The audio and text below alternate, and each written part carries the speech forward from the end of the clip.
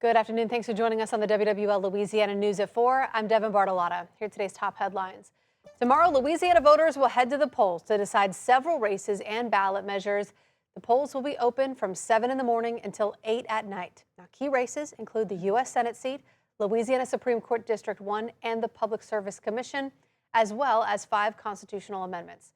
Winners will advance to the general election on November 3rd or to runoffs on June 27th. Of course, one of the biggest races to watch is the Senate race, where Republican incumbent Bill Cassidy faces major challengers in Julia Letlow and John Fleming. Now, Letlow has been endorsed by both President Donald Trump and Governor Jeff Landry, but who might win is still very uncertain. And part of that has to do with how our primaries have changed.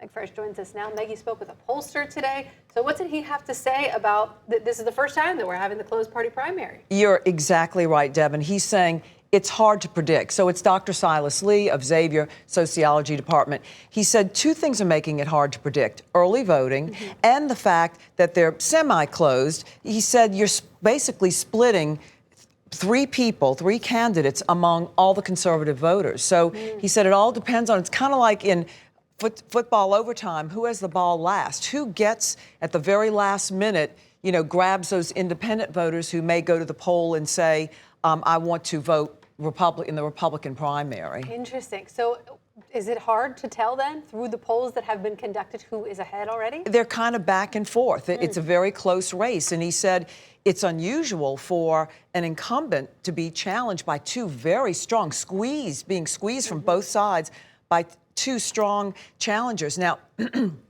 what's interesting is he said that in other states, excuse me, that in closed primaries where they have been endorsed by Trump, those people have won over the Republicans who did support the impeachment.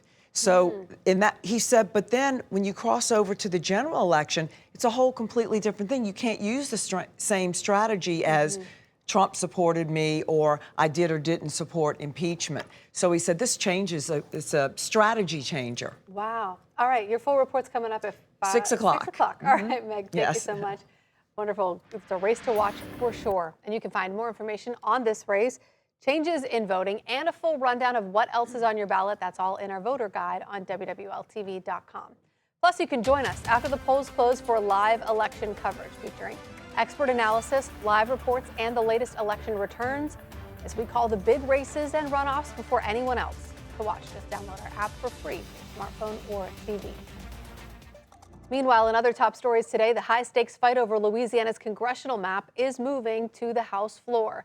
The proposed map effectively eliminates the majority black and Democratic-leaning seat currently held by Congressman Cleo Fields. The bill is expected to be read on Monday before moving to the House Governmental Affairs Committee as early as Tuesday. The public will be allowed to testify to the committee sometime next week. Former Orleans Parish Sheriff Susan Hudson and her former Chief Financial Officer Bianca Brown were back in criminal court today. And during the arraignment, Judge Leon Roche suddenly recused himself from the case, citing conflicts involving other judges in the courthouse. Hudson and Brown face charges tied to last year's massive jailbreak at the Orleans Justice Center.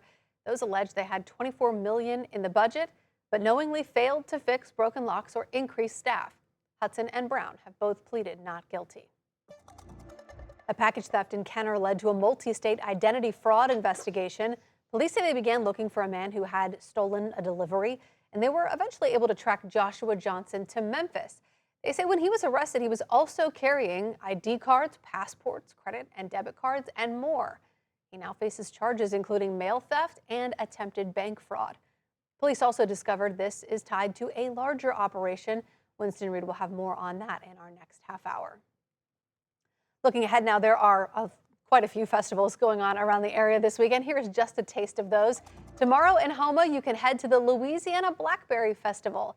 That's from 11 to 6 at the Wetland Discovery Event Center. There will be live bands, plus tons of blackberry-themed food and drinks like blackberry dumplings or a blackberry margarita. And money raised from the event goes to help support McDonald Family Services, which provides a home for children in need of safe and loving care. Also starting at 11 tomorrow is the Asian Heritage Festival. That's going to run until 5 in Lafreniere Park. The Asian Pacific American Society is putting together this event, which will highlight food, art, cultural performances, and community organizations, and it is free to attend.